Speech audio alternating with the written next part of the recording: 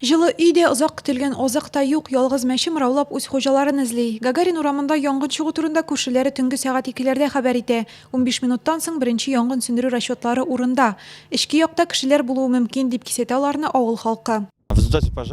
Янгын нәтиҗәсендә үй бөтенләй янып бетә. Түбә түшәмә ишелеп төшә. Чердачно все обрушилось. Йортның янгын конструкциясын сүткәндә алгы бүлмәдә янгын сүндерүчеләр 58 яшьлек Иратның мәетенә юлыга. Бераздан соң аның белән бергә яшәүче хатын-кыз гәүдәсе дә табыла. Янып үлгән хуҗаны мин дүшәмбе көнне утыртып кайттым. Барысы да яхшы иде. Эшкә урнашырга йөрим диде. Ә монда шундый бәхетсезлек очрагы. Янгынның гомуми мәйданы 50 квадрат метр, сәбәбе тәмәкене саксыз куллану. Агымдагы елда районда 8 янгын очрагы теркәлгән.